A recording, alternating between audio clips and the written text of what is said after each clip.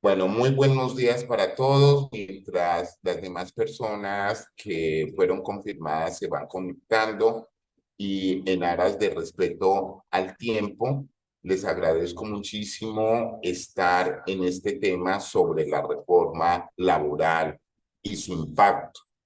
Desde ACOPI estamos muy preocupados por esa versión 2.0 que fue presentada por el gobierno nacional y que obviamente va a tener un impacto negativo sobre todo lo que tiene que ver con las pequeñas y medianas, las micro, pequeñas y medianas empresas. Es un tema eh, muy ágil al cual ACOPI está haciendo unos pronunciamientos interesantes sobre esta reforma laboral que nos impacta en la generación de empleo, en el tejido empresarial que nosotros tenemos. Recordemos que somos, siempre digo, el 98% de las micros y medianas y pequeñas empresas que somos en Colombia y que somos las que generamos el empleo. Tengo la gran fortuna de contar para este webinar gratuito con el presidente de ACOP, el doctor Jairo Pulesio, que nos contará, nos profundizará sobre este tema con cifras, hechos y datos de los cuales nos impacta esta reforma laboral. El doctor Jairo, presidente de ACOPI, muy acertadamente nos aceptó esta invitación para poderlo compartir con nuestros empresarios, que nosotros seamos dinamizadores y evidenciemos y entendamos, comprendamos este impacto negativo que puede tener la reforma, esta nueva reforma laboral. Desde ACOPI hemos sacado un informe técnico muy interesante, muy argumentativo sobre esto que tiene esta reforma laboral, ¿sí? Y de verdad genera demasiada incertidumbre para el tejido empresarial colombiano. Entonces, no siendo más, doctor Jairo Pulesio, presidente de ACOPI, le damos la más cordial bienvenida desde ACOPI Valle del Cauca, para que usted nos exponga todos esos lineamientos y ese impacto que va a tener. Los últimos minutos, dentro de la metodología, pues vamos a abrir a preguntas, pues que el doctor Jairo nos ayudará, nos contestará esas inquietudes que se generan sobre la exposición que el doctor Jairo Pulesio va a tener. Entonces, Jairo, muy buenos días y bienvenido.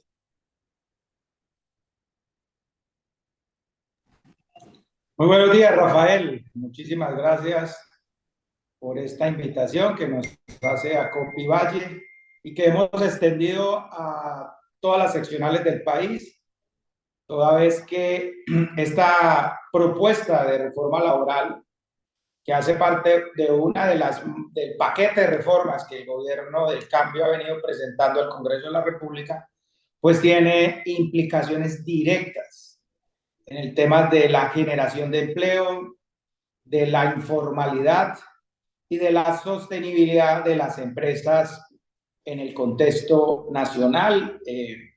Ahora pues que venimos en un proceso de contracción del crecimiento económico que seguramente puede terminar coayudando a que esto sea más complicado. Entonces voy a compartir la presentación que traemos para hoy.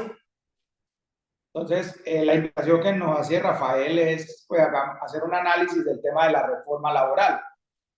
Pero, digamos, nosotros no podemos entrar a hablar del articulado de una reforma laboral si previamente no entendemos o no, digamos, tenemos el contexto de cómo se encuentra el mercado laboral en Colombia. Entonces, antes de entrar, voy a darle algunas cifras que seguramente nos va a permitir poder ubicarnos en cómo nos encontramos con el sistema de normas que actualmente rigen para el sector empresarial y el mercado laboral en Colombia. Entonces vamos a arrancar primero mirando cómo es la estructura empresarial en este país. Entonces, la estructura empresarial en este país parte de lo que el DANE llama micronegocios. ¿Qué es un micronegocio? Son esas unidades productivas que no están inscritas en una cámara de comercio y que pueden tener personas ocupadas entre 1 y 9 personas. De esas, según el DANE, hay aproximadamente 4.800.000 unidades en todo el país. O sea, la gran mayoría de las unidades productivas que ocupan gente en Colombia son los micronegocios y que no se encuentran inscritos en una cámara de comercio en el Colombia. Luego tenemos las empresas que están inscritas en cámaras de comercio, que es lo que normalmente la gente llama empresa formal, ¿sí? Entonces tenemos 1.715.000 microempresas, que son empresas que aproximadamente pueden estar contratando entre 1 y 50 personas. Tenemos pequeña empresa, que son aquellas empresas que pueden estar entre 50 y 200 empleados, 64.000 empresas en Colombia. Tenemos la mediana, que puede estar entre 200 empleados, 16.000 empresas. Quiere decir que MIPYMES, inscritas en una cámara de comercio, hay 1.795.000 empresas, que equivalen al 99.72% de todo el empresariado colombiano. Y tenemos gran empresa, solamente 5.000 empresas se catalogan en gran empresa, lo que nos da un aproximado de 1.800.000 empresas. Esta información son informaciones emitidas por Confecámaras a diciembre del 2022 y obviamente pues están aproximadas al 1.000 inmediatamente siguiente.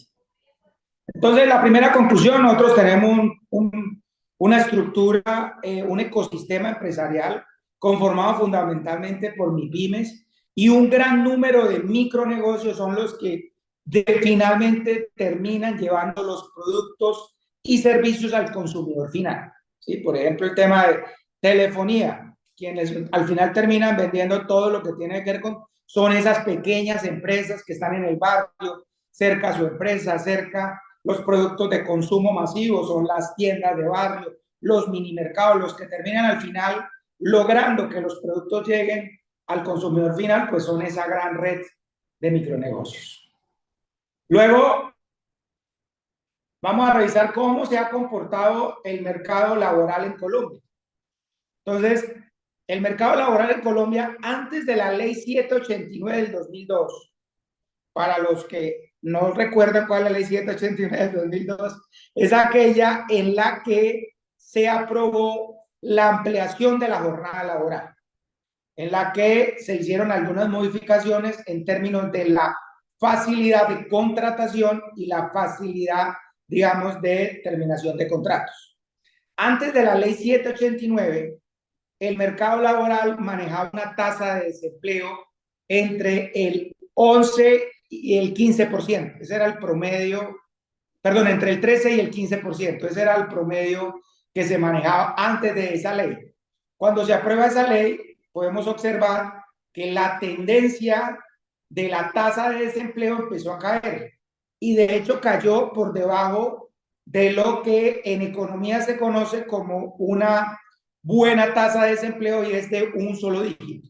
Tuvimos durante los años prepandemia tasas inferiores al 10%, inclusive llegamos a tener tasas del 8 y del 7%.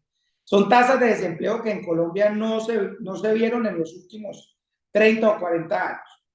Obviamente tuvimos el pico de desempleo más alto también de los últimos 30 años, que fue el efecto de la pandemia, cuando tuvimos el cierre general del país, pero podemos observar que el sistema de normas actuales existentes en Colombia permitió que la tasa de desempleo se recuperara nuevamente, rápidamente. O sea, las empresas, una vez surtieron y pasaron la pandemia, o sea, pasamos la prueba de fuego más grande que la humanidad haya podido tener en 50 años y que el sector empresarial colombiano haya podido tener en los últimos 30 años y recuperamos nuevamente la senda del empleo y llegamos este año nuevamente a tener tasas de desempleo inferiores al 9%. Entonces, La primera conclusión que nos dice esta información es que el sistema de normas existente en Colombia ha permitido generar empleo en Colombia y hemos inclusive pasado la prueba de fuego de la pandemia y vuelto a recuperar la tasa de desempleo de épocas prepandémicas. Temas de informalidad, ¿cómo nos encontramos? Temas de informalidad, el 56% de las personas que están ocupadas hoy en día en Colombia están en la informalidad, o sea, o no tienen un contrato de trabajo o no están afiliadas a la seguridad social. Entonces, esto sin lugar a dudas es una cifra que debe preocupar. Entonces, es como una segunda conclusión. El sistema de normas actual en Colombia permite que haya ocupación, o sea, que la gente está haciendo alguna actividad que le genere ingresos, pero no están cubiertos, no están protegidos, no están, digamos, con un trabajo formal. Entonces, ahí hay un punto que, digamos, uno debería pensar que una reforma laboral lo que debe buscar es atacar un tema tan importante y tan delicado para la estabilidad y la seguridad de las personas como es el tema de la informalidad.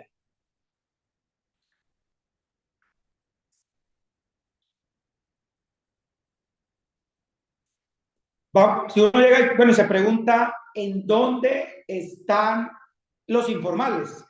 ¿Dónde están los informales? Entonces, estos son los tipos de contrataciones que hay en Colombia. La primera línea, que es la que habla de 10 millones de personas, lo que se llaman empleados particulares, o sea, son los empleados que están trabajando para el sector privado.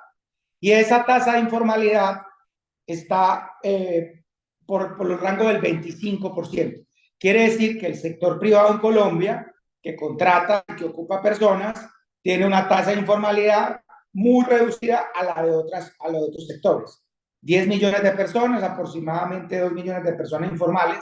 La segunda barra, que tiene una alta informalidad, es lo que se llama trabajadores por cuenta propia. Quiere decir, aquellos trabajadores independientes que ejercen su actividad productiva como una forma de sostenimiento o de subsistencia. Ahí la tasa de informalidad supera el 80%. O sea que ese es un sector, digamos, donde esta reforma laboral debería proponer incentivos o proponer herramientas que le permitan a los trabajadores independientes o por cuenta propia poder tener, digamos, la posibilidad de acceder a seguridad social o de tener contratos formales. Luego tenemos los empleados del gobierno, que obviamente pues aparece un tema de muy baja informalidad, porque el gobierno pues obviamente no puede contratar sin contrato de trabajo, así haga prestación de servicios un contrato, y esos trabajadores de prestación de servicios deben pagar seguridad social de manera obligatoria para poder presentar sus cuentas de cobro. Luego tenemos los empleados domésticos, que son 650.000 personas con una tasa de informalidad por encima del 80%. Luego tenemos los patrones o empleadores, la gente que es propietaria de empresas, 637.000 personas reportadas con una informalidad aproximada del 40%. Quiere decir que hay muchos emprendedores, muchos empresarios que, digamos, no han visto algún incentivo a plantearse, vincularse a la seguridad social. Y por último tenemos lo que son los peones o jornaleros, la gente del sector agricultor, también con una alta informalidad, más del 80% de los trabajadores del sector agrario son trabajadores a los cuales no se les da un contrato de trabajo, no se les da una seguridad social. Y por último tenemos los trabajadores familiares, las personas que trabajan en empresas de familia y que no reciben una remuneración por ese trabajo. Si revisamos en temas cómo está la informalidad por tamaños de empresa, entonces pues llegamos a una conclusión que creo que es evidente para cualquier observador, y es que la mayoría de la informalidad en este país fundamentalmente está en la microempresa. De 14.000 personas ocupadas en la microempresa, 12.000 personas son informales. No tienen un contrato de trabajo, no están afiliados a la seguridad social. O sea, casi el 84% de las personas que están ocupadas en una microempresa no tienen, digamos, estas posibilidades de seguridad. Cuando pasamos a la pequeña empresa, 2 millones de personas trabajan en una pequeña empresa, 472.000 se encuentran en la informalidad, el 22% aproximadamente. Cuando pasamos a la mediana empresa, 1.600.000 personas, 100.000 personas informales, 6% de informalidad. Y cuando vamos a la gran empresa, 4.800.000 personas contratadas, 160.000 informales, para un porcentaje del 3%. Entonces, en la medida en que hay un mayor tamaño de empresa, hay mayor formalidad. Quiere decir que uno creería o podría entender que una reforma laboral en Colombia debería ir enfocada a reducir la informalidad. Entonces estamos viendo que, digamos, uno que esperaría que una reforma laboral que busque que se haga en Colombia debería buscar que se reduzca la informalidad y que obviamente le dé incentivos a la microempresa, que es la que tiene el gran porcentaje de informalidad en Colombia. En este periodo de la recuperación de la economía, quisimos informarnos de cómo se ha comportado el tema de la vinculación formal en Colombia. Y podemos observar que de enero del 2021 a enero del 2023, realmente es junio del 2021 a junio del 2023, hemos pasado de 8 millones de personas en la formalidad a 10 millones de personas en la formalidad. Significa entonces que hemos logrado vincular 2 millones de personas en la formalidad en Colombia con el sistema normativo actual, lo que implicaría que el sistema normativo actual sí está ayudando a contratar personas formalmente, pero no a la velocidad o con las cantidades que uno podría desear. Entonces, uno primero entonces tiene que, bueno, listo, el gobierno va a hacer una reforma laboral. Esta reforma laboral tiene, para nuestro saber y entender, y ahora la vamos a ver en detalle, un impacto en los costos no salariales de los empleados en Colombia. ¿Qué son esos costos no salariales? Pues son todos esos pagos adicionales que no son salario, que no reciben, no generan o no permiten que tengan un mayor salario trabajo en Colombia, pero que sí recaen en los costos de las empresas y que están asociadas a la contratación en Colombia. Nosotros en ACOPI, en el 2015, junio del 2015, hicimos un estudio en compañía de la NIF, que se llamó Costos no salariales en Colombia, pues ley 1607. Esa ley 1607 fue la ley, una reforma tributaria, que incorporó en esa ley el tema de la reducción de los parafiscales y el tema de la reducción del aporte a salud por parte de los empleadores, que contrataran a más de 2 personas en las empresas. Y entonces en el 2015, 3 años después, nosotros lo que quisimos hacer fue, bueno, vamos a ver qué impactos tuvo esta reducción del pago del parafiscal y el pago de la salud en temas de empleo e informalidad del país. Porque, digamos, esa fue una propuesta y una propuesta que sigue todavía trabajando a COPI, y es el tema de la reducción de la parafiscalidad y la reducción de todos los costos no salariales, o sea, todos esos costos que realmente no le están generando un mayor ingreso a los trabajadores en Colombia, pero que sí le están generando mayores costos. Le pido al favor a Juliet que ponga en silencio el micrófono, gracias. Pero sí le está generando unos costos adicionales a las empresas. Entonces, en ese estudio, ¿a qué conclusión se llegó? Muy importante que tengan estas cifras en la mente, porque a medida que vayamos avanzando en el tema de la reforma, vamos a ver qué impactos vamos a tener en esta reforma. Entonces, en ese estudio nos dimos cuenta que un incremento del 1% en los costos no salariales generaban un aumento en el desempleo del 0,1%. Y un incremento de ese mismo 1% generaba una reducción en la formalidad, o sea, un incremento de la informalidad en 0.4%. Entonces, quiere decir que en ese estudio se pudo, digamos, identificar con un grado de certeza que un incremento en los costos no salariales, o sea, en toda la carga adicional que las empresas deben asumir cada vez que contratan a una persona, genera desempleo y genera informalidad en la cuantía de por cada un 1% que se suba, o sea, por cada peso que subamos ese costo, se va a generar desempleo en 0.1 y se va a aumentar la informalidad en 0.4.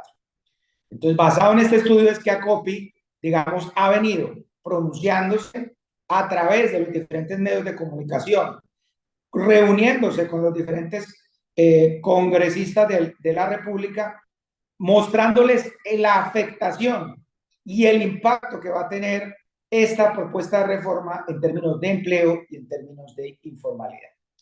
Entonces, vayamos entrando como ya más en materia. Digamos, estos son los costos no salariales para que, digamos, aquel que no lo tiene muy claro, pues lo pueda ver, ¿no? La parte de arriba es lo que recibe el trabajador, el salario, ¿cierto? Y el subsidio de transportes. Luego vienen unos costos, que algunos que reciben y algunos que no reciben, como vacaciones, primas, cesantías, intereses, cargos nocturnos, pensión, caja de compensación, Instituto Colombiano de Bienestar Familiar, SENA, ARL, dotación, día de la familia, incapacidades, cuotas de aprendices, indemnizaciones, etc. Con la reforma laboral 1.0, que en la que logramos cuantificar en términos de pesos gastados, cuánto más nos íbamos a gastar en los puntos rojos que están ahí, fueron los que afectaban la reforma laboral 1.0, que era el tema de los recargos nocturnos, las horas extras, horas dominicales, y los temas de la cuota de aprendices, que hoy en día se paga un porcentaje a los aprendices y con la reforma 1.0 se le pretendía dar calidad de trabajador a un aprendiz. Entendiéndose un aprendiz es una persona que viene a aprender a la empresa, que la empresa va a hacer un esfuerzo en temas de tiempo y de capital humano para enseñarle a esa persona a aprender un arte o un oficio. Se implica que eso ya implica un costo en términos de tiempo y de capital humano para esos aprendices, pero la reforma laboral 1.0 los iguala a un trabajador laboral, un trabajador normal. Significa que van a tener todos los costos que tiene un trabajador normal. Hoy en día, las cuotas de aprendices se han venido afectando porque muchas de las empresas en Colombia prefieren monetizar. ¿Qué significa monetizar? Prefieren pagarle al SENA una tasa que la norma, la ley establece para no contratar aprendices. Porque además del pago, tener un aprendiz implica eso, enseñar. Si encima ahora lo vamos a volver más costoso, habría que evaluar, y yo creo que el SENA y las entidades que dependen del SENA deberían evaluar qué impacto va a tener en temas de que las empresas no quieran tener aprendices y prefieran seguir monetizando este tema. Cuando lo más importante que debería ser para un tema de aprendices es tener la oportunidad de ir al mundo laboral, al mundo real y poder perfeccionar ese arte oficio que logró aprender en el SENA y que además le dé la oportunidad de poder engancharse en una empresa una vez pase el periodo de aprendizaje. Y ahí, a partir de ahí, sí tener pues todos los derechos laborales. En la reforma 1.0 lo subieron y obviamente pues eso tiene un impacto en costos no salariales que nosotros evaluamos un incremento entre el 17 y el 34 en función del tamaño de empresa, lo que podría generar un tema de desempleo del 1.7 al 3.4 y un efecto en la formalidad entre el 7 y el 14%. Ahora, nos vamos a la reforma laboral 2.0, que fue la que acabó de radicar el Ministerio del Trabajo. Es una reforma que fundamentalmente mantiene la estructura de la 1.0. 40% de los artículos que se presentaron están sin cambios. Hay un 11% algunos cambios leves, algunos temas de redacción, algunos temas de forma, algunos temas de orden dentro del proyecto. Hay un 22% que sí tienen cambios muy sustanciales, profundizan el tema ideológico de la reforma, parece más cercana a una convención colectiva presentada por un grupo, por una organización sindical, que realmente una reforma laboral que pretenda generar empleo y reducir la informalidad. Y 27% del articulado pues son artículos nuevos que incorporaron. Fundamentalmente incorporaron unos artículos que en los títulos son muy llamativos, hablan de políticas y herramientas para reducir la informalidad, pero ahorita las vamos a ver en detalle qué tan de fondo hay en esos nuevos artículos que se presentan como herramientas para darle solución a los temas de la informalidad. Entonces, ¿cuál es, digamos, uno de los grandes cambios que propone esta reforma? Volver el contrato a término indefinido la regla general en Colombia. Quiere decir que le quita la posibilidad a la gran mayoría de las empresas que hoy en día contratan por obra labor, por ejemplo en el sector constructor, el sector de servicios, o el contrato a término fijo, que permite contratar por temporadas, por momentos y picos de producción a ciertos trabajadores, el contrato de prestación de servicios, la mayoría del sector servicios utiliza para no tener la vinculación directa con una empresa y les permita poder tener atención a varias empresas. Y el contrato de aprendizaje.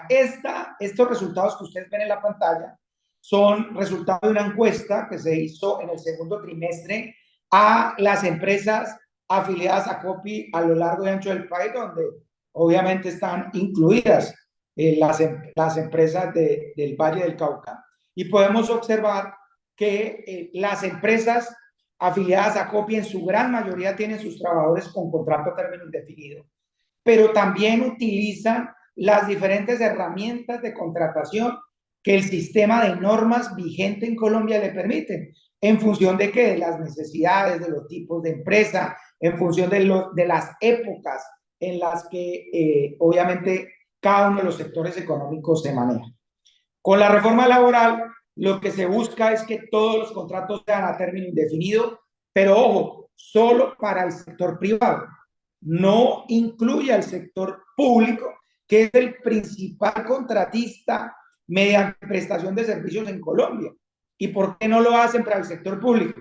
Porque llegaron a la brillante deducción de que los contratos a término indefinido son más costosos y son más difíciles de determinar para el sector público, y entonces no puede el sector público incurrir en esos gastos adicionales y amarrarse a contrataciones de técnicos, especialistas o profesionales que se necesitan para la ejecución de ciertos proyectos o ciertos programas o ciertas líneas de los planes de desarrollo que las diferentes entidades territoriales definen. No obstante, a pesar de esa deducción, sí obligan a que el sector privado tenga que contratar a todo el mundo en contrato a término indefinido.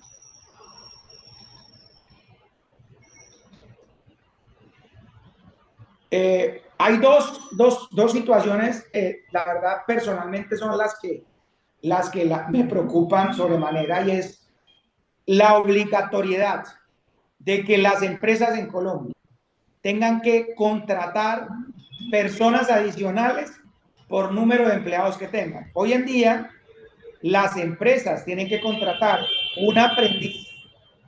Le pedimos el favor a Paola que ponga en silencio el micrófono, Paola Ruiz. Hoy en día las empresas deben contratar una aprendiz por cada 20 empleados. Eso implica un costo adicional. Por eso lo tenemos en la tabla de costos no salariales. Es un costo adicional que no reciben los trabajadores de la empresa, pero que la empresa tiene que asumir por cada 20 empleados que tenga.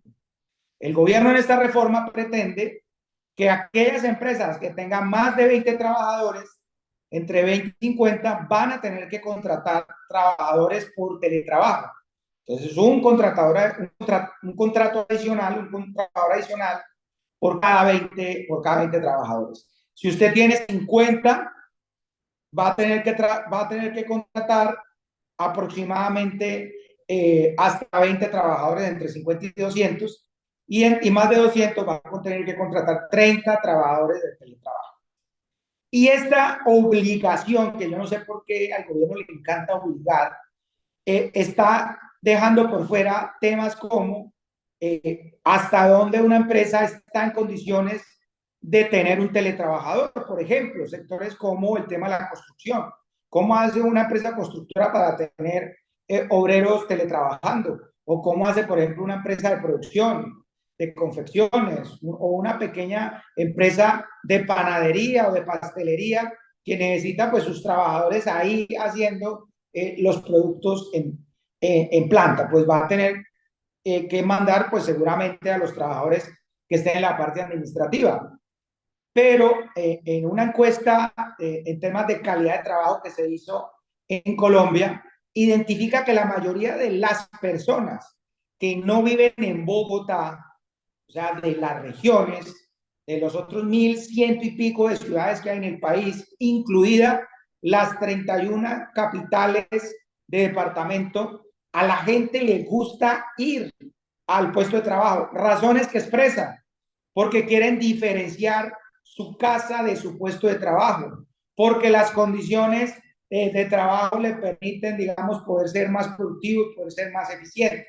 Entonces tampoco están teniendo en cuenta si los trabajadores realmente desean que los manden a trabajar a casa. Eso debería, en vez de volverse una obligatoriedad, debería haber un incentivo que promueva ese tipo de modalidad laboral en donde le permitan a los trabajadores por una parte y a los empleadores por otra parte poder organizar sus empresas y poder decidir si esa metodología funciona.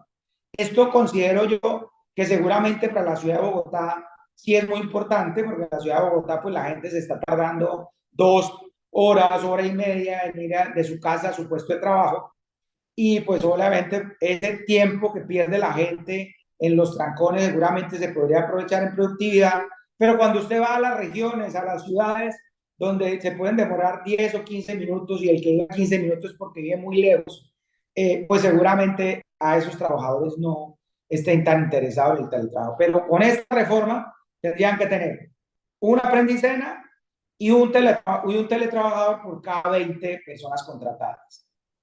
Pero además de eso, esta reforma también quiere obligar a las empresas a contratar una persona en condición de discapacidad.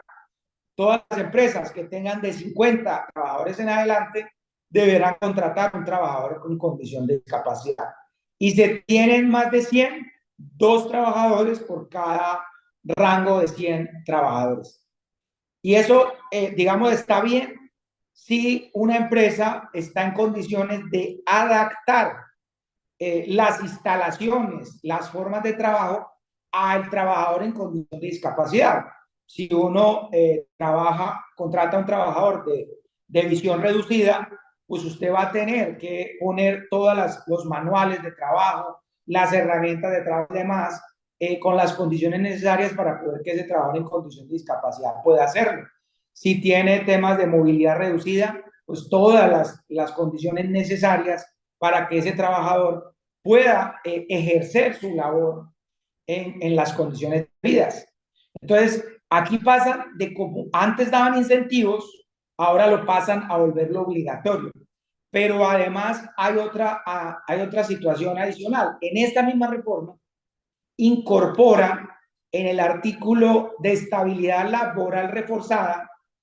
¿Qué es estabilidad laboral reforzada? Significa que esos trabajadores que están en esa condición debe pedirse una autorización a una entidad competente, en algunos casos al Ministerio del Trabajo, en algunos otros casos a un juez, que le permita poder suspenderle el contrato de trabajo a esa persona. Ahí están, por ejemplo, las mujeres embarazadas, están los trabajadores que están en los últimos 3 años de trabajo, están los trabajadores sindicalizados, que, digamos, en nosotros desde Acopia hemos visto que los que vienen hoy en día con la estabilidad laboral reforzada, es justo que lo tengan. Una persona embarazada, una mujer embarazada, es justo que tenga una estabilidad laboral reforzada porque está en una condición de indefensión y debe protegérsele. A un trabajador que está en los últimos 3 años de trabajo se le debe proteger porque ya está a puertas de lograr su jubilación. A un trabajador, a un líder sindical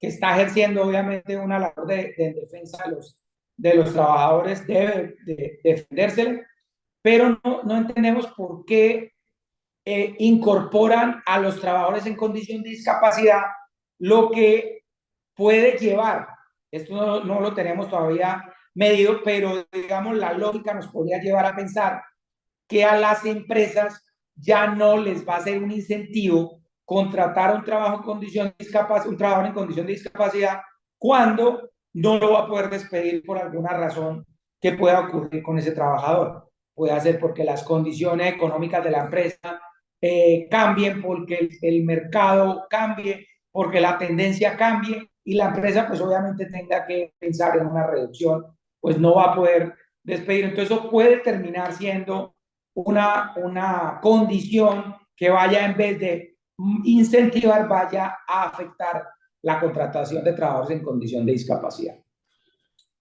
Esta reforma aumenta la licencia de paternidad de 2 a 12 semanas.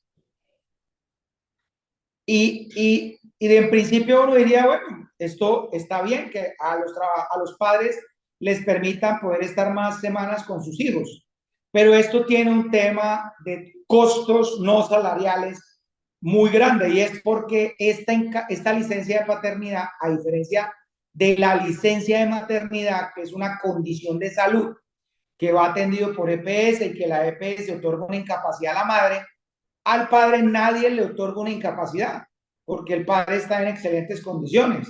Entonces, enviar 12 semanas al padre a la casa implica, primero, que la empresa va a tener que pagarle las 12 semanas directamente a ese trabajador que se va a ir a acompañar a la madre, y dos, implica que la empresa va a tener que contratar a una persona que pueda hacer el reemplazo de ese trabajador durante esas 12 semanas. Quiere decir que la empresa va a incurrir en un doble gasto con este incremento de la paternidad.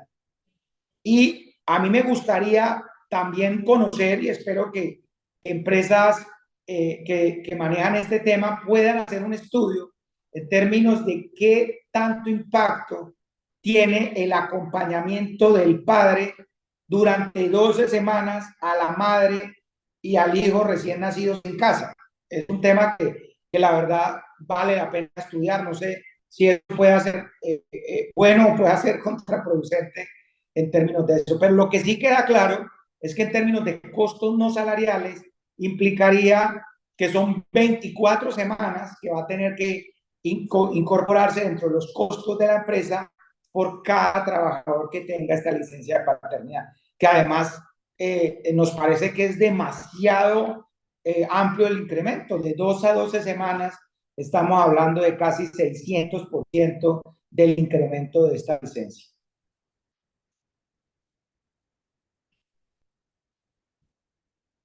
A pesar de la negativa que viene haciendo el gobierno en términos de una solicitud que viene hace años pidiendo a COPIC, que es la de permitir que las empresas puedan cotizar a seguridad social por horas o por días, la reforma sí incluyó para los trabajadores del sector portuario, transportador, de abastos, que ejecuten dichas actividades, o sea, los coteros, la gente que carga y descarga, que ayudan en el tema de abastos, les podría permitir, si esta reforma se aprobara, poder cotizar sobre ingresos inferiores al salario mínimo. O sea, significa que podrían cotizar por días o por un valor inferior al del salario mínimo. ¿Y por qué ACOPI ha venido promoviendo esta modalidad? Porque el mercado laboral y el sistema empresarial colombiano funciona según picos de trabajo. Voy a hablar, por ejemplo, del sector de gastronomía, bares y restaurantes. Estas empresas contratan los fines de semana sus picos de trabajadores. no pueden tener unos trabajadores toda la semana cuando realmente ellos contratan sus personas el fin de semana. Pero si ellos quisieran contratar a esas personas de manera formal, ellos tendrán que pagar por semanas o por meses la seguridad social de un trabajador. Entonces, ¿qué termina pasando en el mundo real? No en el mundo ideal, sino en el mundo real. Que la empresa, como no puede pagar toda la seguridad social a la que tendría que pagarle por un trabajador que trabaje 1 o 2 días, entonces deja de pagarle y lo que hace es acordar con el trabajador pues un jornal. Y entonces estos trabajadores terminan siendo informales, terminan no estando protegidos por la seguridad social, tener la posibilidad de cotizar a pensiones, tener la posibilidad de cotizar a salud, y entonces está generando un incentivo perverso a la informalidad. Si le permitieran a las empresas poder contratar por días a esos trabajadores y ese costo adicional que le generaría a las empresas, medidos hoy a costos de hoy en día, podrían estar entre 10 y 12 mil pesos el día. Yo podría asegurar con todo, con un alto grado de certeza, que los empresarios preferirían contratar a esos trabajadores y pagarle la seguridad social por los días que van a estar, porque les va a reducir el riesgo en el que hoy en día están incurriendo por tener estos trabajadores esos días allá. Pero además, los costos directos no serían tan altos por poder tener trabajadores formales. Y además, los trabajadores tendrían la posibilidad de cotizar a pensiones, de tener seguridad en salud y tener obviamente pues todas las ventajas que tiene un trabajador formal en Colombia. La reforma contempló esta posibilidad que tanto nos ha negado a unos trabajadores específicos. La pregunta es, ¿por qué no permite que este mismo sistema se aplique a los demás? Pues es una pregunta que sería bueno que nos la respondieran en el camino. Como les comenté al principio, en la reforma laboral hay algunas políticas que hablan de la informalidad, pero la verdad es una lavada de cara a la reforma. O sea, quieren poner unos títulos rimbombantes que sirven mucho para digamos, los titulares de prensa, pero cuando usted va al detalle, diría alguno por ahí, el diablo está en los detalles, pues es más de lo mismo, es más de lo que hoy en día existe. Y les voy a dar un ejemplo. Por ejemplo, el artículo 37 del proyecto de reforma habla de medidas de formalización y aporte a la seguridad social en micronegocios, que son 4.800.000. Diría uno, buenísimo, van a darle oportunidad a los micronegocios para que puedan poderse incorporar a la formalidad. Entonces dice, los micronegocios que quieran realizar pagos a la seguridad a tiempo parcial deberán computarlo en semanas. Pero si hoy en día están semanas, ¿cuál es la novedad? Y luego le dice, pero además deberá formalizar su existencia y representación legal ante inscripción en la Cámara de Comercio. Hoy en día, las empresas que quieran contratar personas tienen que afiliarse a la Cámara de Comercio. Entonces, si uno dice, la política para reducir la informalidad es que las personas, las empresas informales, se inscriban a la Cámara de Comercio y contraten a las personas en semanas, pues quiero decirles, para los que no lo sabían, que hoy en día eso existe. O sea, hoy en día es así. Por eso es que los micronegocios están informales, porque no están en capacidad o no están interesados o no están en condiciones, primero, de afiliarse a una Cámara de Comercio, porque una Cámara de Comercio no les da, digamos, ninguna ventaja adicional y sí les genera un costo adicional. Estamos hablando de una empresa de subsistencia, ¿no? Del señor de la tienda, de la peluquería, la señora que arregla uñas, del señor que vende chanclas, del señor que reparte a domicilio. No les interesa inscribirse en la Cámara de Comercio. Entonces, es un requisito que existe, debieron haberlo quitado. Y dos, debe pagar semanalmente. Si yo trabajo 2 días, debo pagar 7 días. Si yo trabajo 8 días, debo pagar 15. Si trabajo 20, debo pagar 30. Entonces, pues, eso el día hoy existe. Entonces, ¿para qué ponen un artículo de lo que ya existe? Entonces, pues nosotros consideramos que es un lavado de cara, es un tema de querer llamar la atención. Por ejemplo, el tema de trabajo doméstico. Que aquí vale la pena decir que por lo menos en esta reforma 2.0 sí podemos observar que el ministerio se tomó el trabajo de hacer el estudio de dónde está el trabajo informal, que fue el que le presentamos nosotros ahorita al principio, y por eso sacaron unos artículos donde nombran de manera taxativa todos esos sectores, si hablan del trabajador rural, del trabajador doméstico, del micronegocio, los nombran, pero no realmente no hay unos incentivos, no hay unas políticas que ayuden a reducir la informalidad. Por ejemplo, para el tema de los trabajadores domésticos, dice, los trabajadores domésticos deben ser vinculados por contrato de trabajo y la contratación es de conformidad con las normas laborales existentes. No entiendo este artículo, ¿para qué lo meten si hoy en día las empleadas de los trabajadores, perdón, los empleados de trabajo doméstico tienen esas obligaciones? Hay que hacerles contrato escrito y tienen derecho a todas las normas laborales. Eso es lo que hoy en día existe. Lo pusieron acá en un artículo aparte. Pero ¿qué es lo que pasa en el mundo real de los empleados del trabajo doméstico? Que muchos de ellos trabajan por días en las casas y el empleador, ¿cierto?, dueño de la casa, no le paga la seguridad social por una semana al trabajador doméstico, porque paga un día de trabajo, pero le tendría que pagar 7 días de seguridad social. Y en el mundo real, pues eso no va a pasar, no está pasando. Y si no lo cambiamos, no va a pasar. Y en últimas, ¿quién termina perjudicado? Pues termina perjudicado el trabajador doméstico. Y pretender incorporar un artículo que redacta lo que hoy en día existe no va a cambiar las condiciones del trabajador doméstico en Colombia. ¿Cómo realmente cambiaría? Que permita que los empleadores de trabajadores en trabajo doméstico puedan cotizar a seguridad social según los días que los contraten. Y eso va a permitir que un trabajo doméstico, un trabajador doméstico que trabaja en 2, 3, 4 sitios haciendo su trabajo, pues esos 3, 4, 5 sitios le coticen a la seguridad social por el número de días que ellos trabajen, y eso va a terminar permitiendo que ese trabajador doméstico tenga pensión, tenga salud, tenga las condiciones dignas que todos queremos, pero no es obligando, no es poniendo un artículo redactando lo que ya hoy en día existe.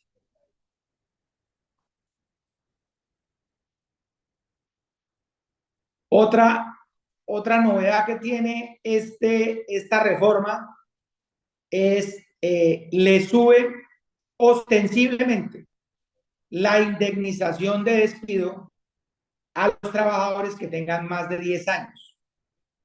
Entonces, aquellos trabajadores que tienen más de 10 años, en la norma actual se paga 20 días por año laborado.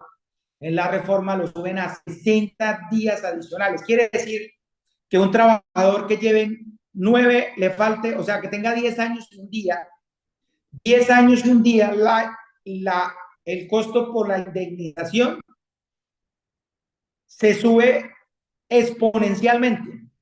Yo a veces podría pensar que esto, en vez de pretender darle una estabilidad a los trabajadores de más de 10 años, lo que puede terminar volviéndose es un incentivo perverso para que las empresas que tengan trabajadores a puertas de cumplir más de 10 años, pues les sea más económicamente rentable poderlos liquidar a los 9 años y 11 meses. Porque el costo de indemnización se multiplica, y aquí vemos el cálculo económico. En la norma actual, el monto de la indemnización por un trabajador que lleve 10 años tendría una indemnización de 8 millones de pesos. Si aprueban la reforma, a partir del año 10 y un día, ese trabajador costaría 22 millones de pesos, y pues obviamente va subiendo por año que vaya creciendo. Entonces, no sé hasta dónde este tipo de políticas de incrementar el despido de los trabajadores de más de 10 años de este nivel exponencial de un 173.8% puede terminar generando un incentivo perverso en el mediano plazo, toda vez que a la empresa le sale, digamos, económicamente mucho más importante, pues reducir el valor que va a tener que incorporar en sus pasivos contingentes. Perdone pues la expresión técnica, es la empresa, a medida que un trabajador va llevando tiempo en la empresa, debe incorporar dentro de sus pasivos dentro de sus deudas, pues lo que equivale pues a la indemnización o a los costos laborales que ese trabajador va generando. Y entonces este incremento de 8 a 22 millones podría terminar generando un peor efecto, sería peor el remedio que la enfermedad. Y obviamente lo que digamos ha sido el caballo de batalla de la gran mayoría de los que están en contra del tema del trabajo diurno, de la modificación de la jornada y del trabajo suplementario, yo podría aquí decir que hay unos sectores que sin lugar a dudas y que ya el Ministerio del Trabajo reconoce, tienen una afectación directa, importante, y que puede terminar afectando el tema de empleo, el tema de empleo y de estabilidad, el sector de la gastronomía, el sector de bares y restaurantes, el sector de la noche, el sector turismo, que es supuestamente un sector que este gobierno considera que es el que va a reemplazar los ingresos que se van a perder por vía de la reducción de extracción de petróleo y de materias primas extraíbles de la tierra. Una política de estas va a afectar sin lugar a dudas el sector turismo, el sector de ocio y obviamente gran parte del sector comercio. ¿Por qué estos sectores? Porque estos sectores son los sectores que trabajan cuando la economía descansa.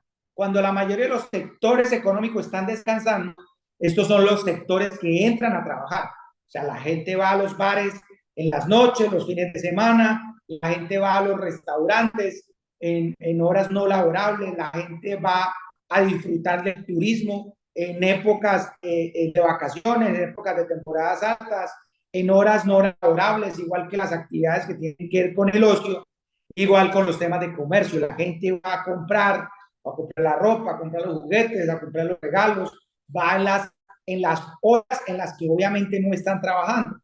Significaría entonces que se les va a incrementar los costos no salariales a estos sectores, porque van a tener que pagar por el mismo trabajo que hoy en día están pagando unos costos adicionales por horas extras, por incrementos diurnos, incrementos nocturnos.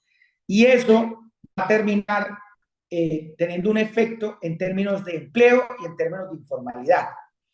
Entonces, todas estas políticas que el gobierno realiza buscando, en teoría, defender el empleo en Colombia, lo que está terminando es afectando realmente al que quiere defender y es al trabajador, como pasó con el incremento salarial para este año, por ejemplo. Nosotros lo dijimos en la mesa de negociación del salario mínimo, que un incremento superior al 10% de los trabajadores en Colombia iba a terminar afectándose por vía inflación. Y en últimas, los que iban a terminar afectándose, pues eran los trabajadores, porque la inflación les iba a terminar haciendo perder ese aumento de la capacidad adquisitiva que habían adquirido. Y efectivamente, entre marzo y abril del 2023, el incremento de precios en Colombia ya se había consumido el incremento del salario que los trabajadores habían tenido. ¿Qué va a pasar con estos incrementos de precios de estos sectores? Perdón, con estos costos, que van a generar unos incrementos en los precios, porque las empresas, a medida que tienen más costos, solo tienen dos vías para lograr asumir esos costos. Una, reducir utilidades, y podrán reducir utilidades solo si la empresa tiene unas condiciones que le permitan poder absorber esos mayores costos. Yo le podría preguntar a cualquiera que está en esta reunión y que seguramente podrían encontrarse ustedes cualquier día en una cafetería y le preguntaré, ¿usted cree que el sector de los micronegocios y el sector de las microempresas en Colombia tienen las utilidades suficientes que les permita poder absorber el aumento de costos que va a implicar toda esta reforma laboral? Uno no necesita ser un experto en economía para entender que una microempresa y un micronegocio no tiene la capacidad de absorber estos altos costos. ¿Qué van a terminar haciendo? Pues van a tener que empezar a subir los precios, porque si no suben los precios, pues los negocios van a terminar cerrando porque obviamente no van a tener la capacidad para absorber estos nuevos costos manteniendo los... Estamos teniendo problemas técnicos. Bueno, igual ya estábamos en la última diapositiva. No es, sí, Jairo, pero no sé qué está pasando acá, temas de energía, no sé, bueno, en Estamos fin. teniendo problemas de cortes de energía en la ciudad de Cali, que es desde donde estamos haciendo este Ya, se están webinar. volviendo a conectar otra vez, Sí, sí, señor. estamos con 82 personas, muy bien. Ujú. Bueno, igual yo ya había, digamos, presentado la última diapositiva ya de manera, Rafa, que No, quedó no, en sus manos. Jairo, explicarle a los que están conectados desde Acopi que es importante la tarea que nosotros venimos haciendo y el lobby, por decirlo así, de que estamos realizando sobre esta reforma laboral, la 2.0. ¿Qué estamos haciendo? ¿Sí?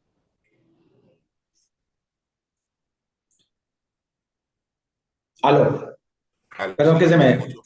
ahora sí te escucho. No, Jairo, la pregunta era, ¿qué estamos haciendo desde ACOPI sobre estos puntos tan neurálgicos y sensibles de la reforma laboral ante el gobierno nacional? Sí, ACOPIC ha planteado dos estrategias fundamentales. Una, por un lado, vamos a hacer, digamos, lo que siempre hemos venido haciendo, es llamando la atención a quienes tienen la capacidad de tomar decisiones en Colombia, que en este momento son los congresistas de la República. Este proyecto de ley se radica en la Comisión Séptima de la Cámara de Representantes. Hemos hecho comunicación, acercamiento, estamos presentando un documento que inclusive, Rafael, es disponible para todos aquellos que estén interesados en ahondar más, en entrar en el detalle del artículo por artículo, de ver con más detalle el tema de las estadísticas, que quiera compartirlos con más compañeros. Esa es la primera. Vamos a seguir haciendo el tema de hablar con los congresistas, de hablar con los medios de comunicación que nos permitan poder hacer vocería de esta situación que se podría presentar en el país.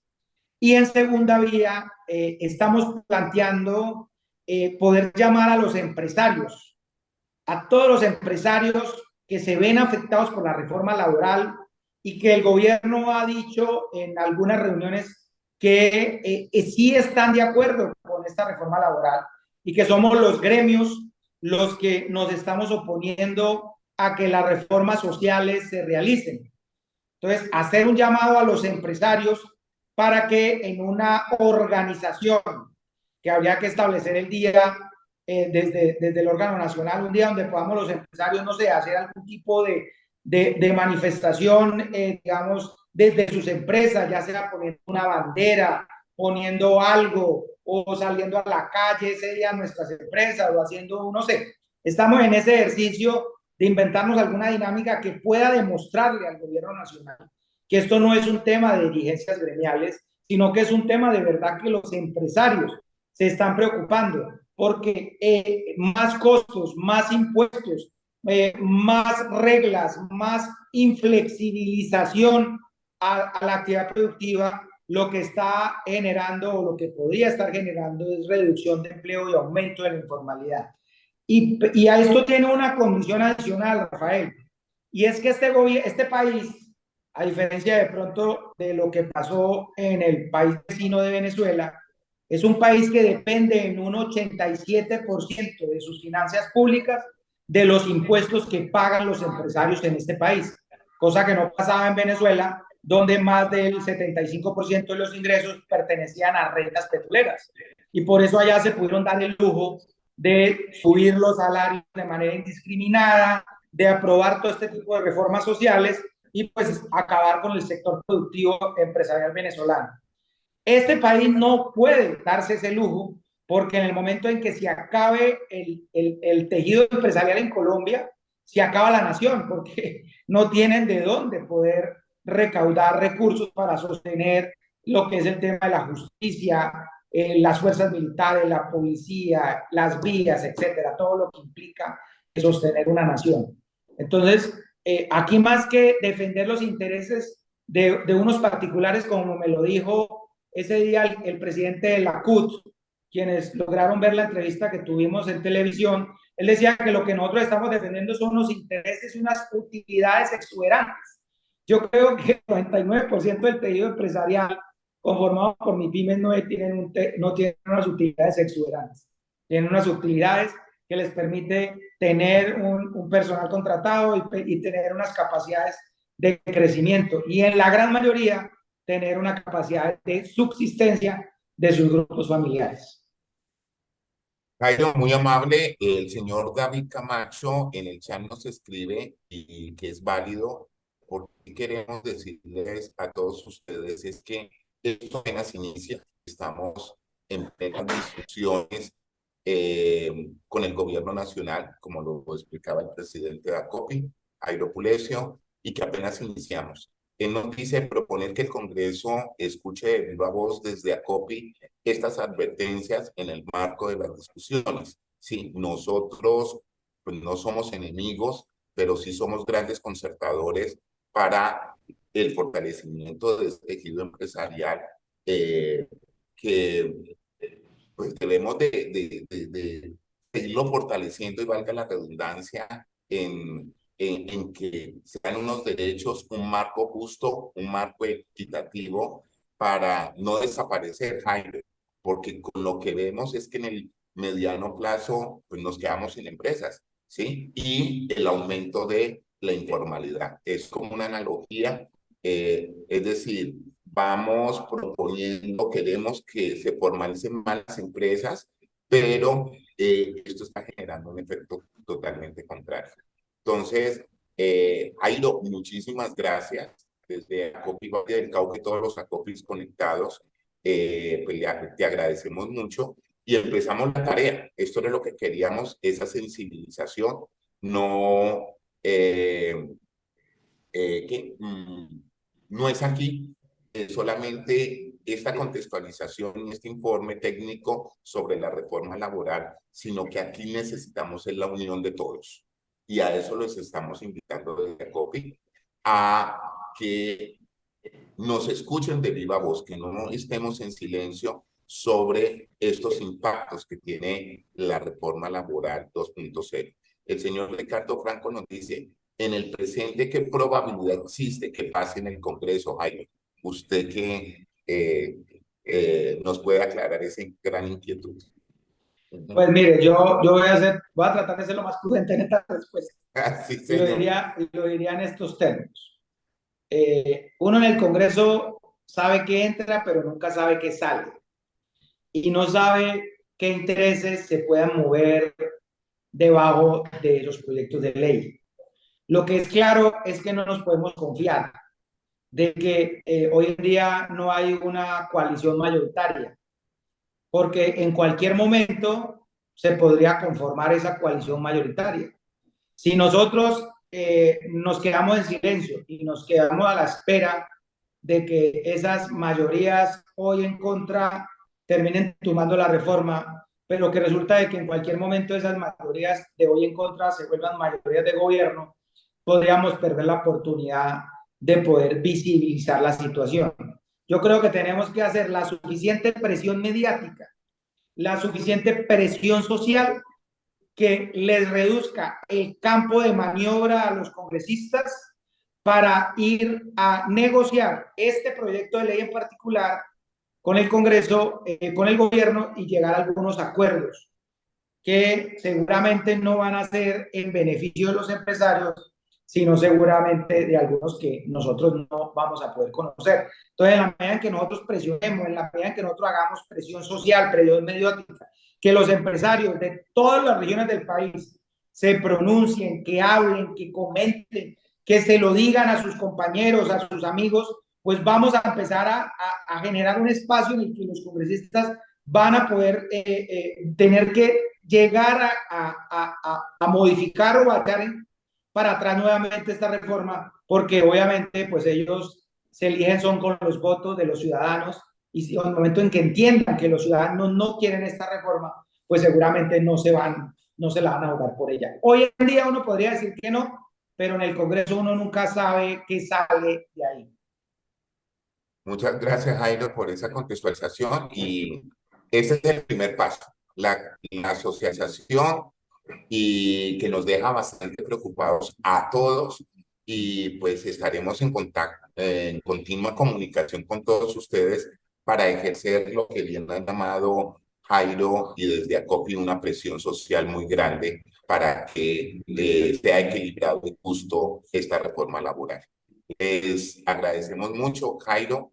Reitero ese agradecimiento. Muchas gracias por estar con nosotros y ser la voz de que a veces nos quedamos callados y decía aquí antes un sacerdote, la voz que no tienen voz y nosotros los gremios somos los llamados a